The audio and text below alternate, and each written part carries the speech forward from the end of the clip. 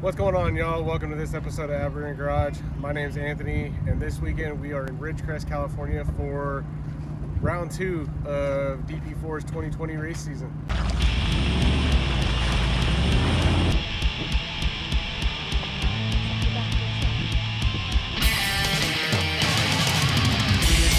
What are you doing in there? Here they go.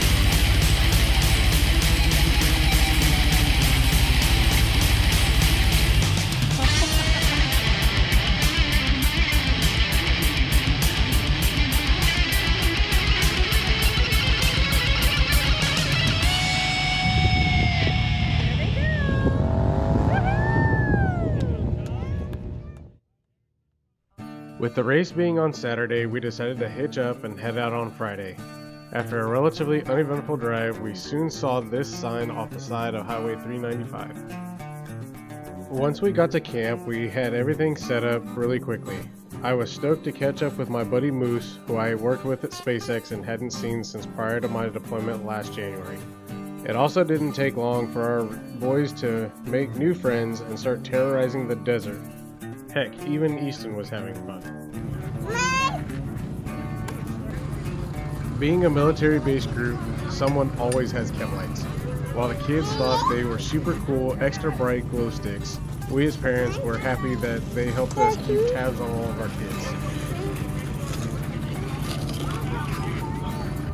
kids. It didn't take long for the weekend's hydration needs to kick in. This sort of weather is something that our boys certainly are not used to.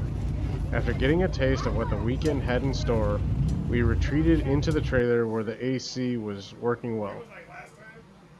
The next morning gave us an opportunity to get out and scope out the race cars. This first car, Jeff's 609 Racing Can-Am X3, came all the way from Tennessee to participate in this race. Then we had John's Polaris RZR, car number 1622, Mike's 1850 Red Cow Racing Polaris RZR, and at the end was Eric's 2053 AAA Racing Polaris RZR. It didn't take long for the boys to begin saying they were hot. Fortunately, my water pack can be pressurized, so I doused Tanner's hair to help him cool off, but he didn't really appreciate it. And before we knew it, Rhett had made friends with the 609 Racing team, who graciously allowed him to spend much of the day hanging out in their car. Not to let their little brother outdo them, Carter and Tanner were soon in the seats as well. With staying cool becoming the top priority, Mike positioned the chase truck, provided by Rec Racing, near the canopies. The chase truck had a large water tank in the back that we tried to use with the mister system, and as we fooled with the water, others were doing prep work on cars and seeking out shade.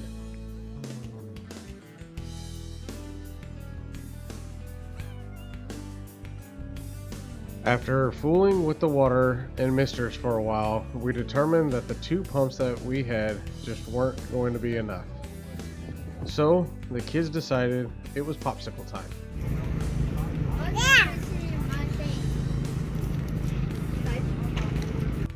At around 12 o'clock, it was time to check in with the officials and get the official driver, co-driver, and pit crew bands. Rhett was extremely eager to get into a car, and my driver, John Ravashoni of Ravashoni Racing, was kind enough to let him ride to check in and tech inspection.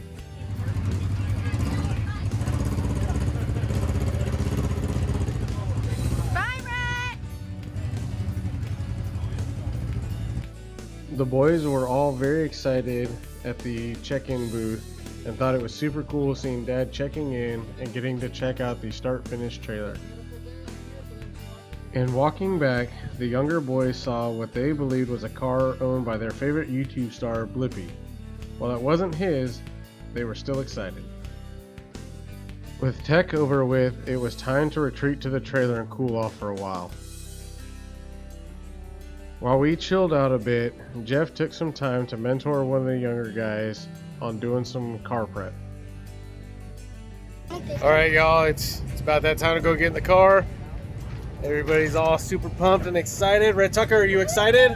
Say woo! Yeah, go daddy! Or not. We're looking forward to it. Hopefully next time I see y'all, Be in the car. Okay, so I wasn't in the car just yet, but we had to get that pre-race photo op in.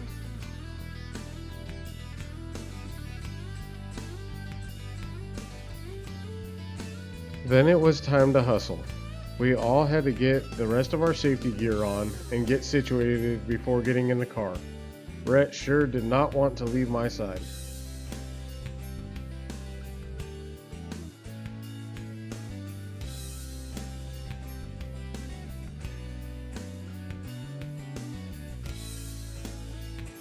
Jeff came over to help make sure I had everything on right and get everything dialed in, and once I was in the car, he helped hook up my radio, fresh air hose, and tighten my seatbelts. He also handed me my water pack and made sure the GoPro was on.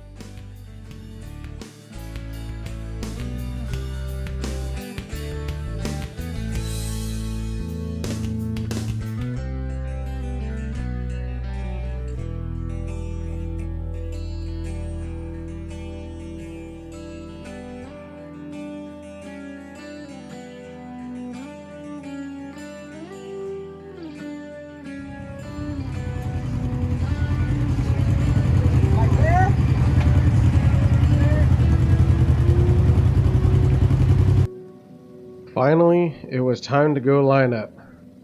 However, shortly after the playing of the national anthem, we were delayed as critical emergency personnel had not arrived. Apparently, their ambulance broke down. Once the first responders arrived, we were cleared for the green flag and cars quickly began leaving the starting line.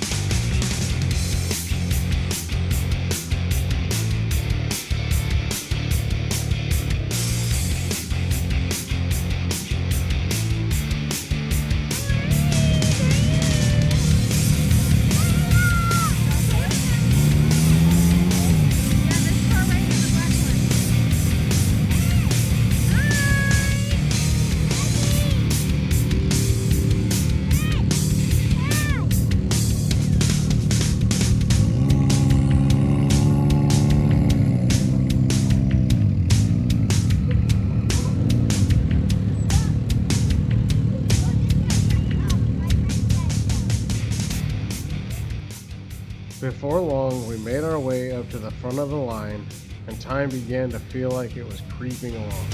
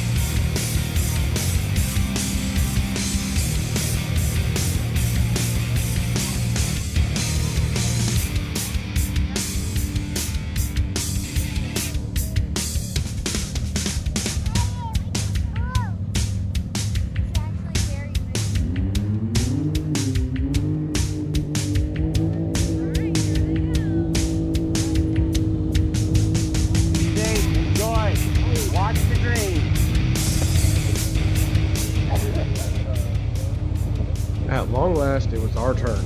Please enjoy what was my view for about a third of the lap, which is when my camera died.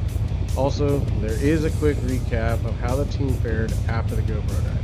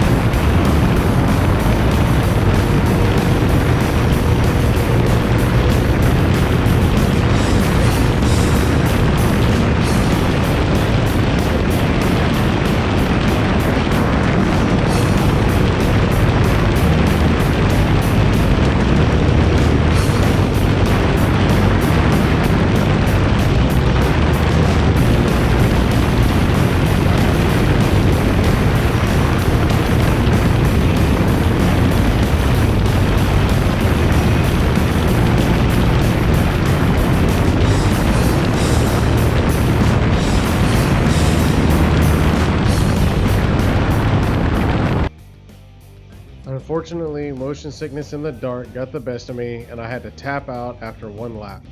That was okay because Moose replaced me and helped get John a 4th in class finish. Eric's 2053 car had electrical issues in the first lap and was unable to continue. Jeff's 609 car rolled on lap 4, damaging steering too bad to finish.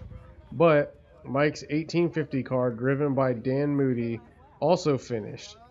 All in all, it was a great time with Desert Vets Racing at the DP4 Round 2 Ridgecrest race. Hit a big border forward. We both hopped out. He lost one to the Amber. All right, y'all. Thank you for joining us for this episode of Aberrant Garage. As always, please click that subscribe button and the notification bell so you know when we got new videos coming out. And give us a comment and share this video with your friends. We really appreciate the viewership. And don't forget to grab some merch at our shop. The link is in the comments below. Thank you.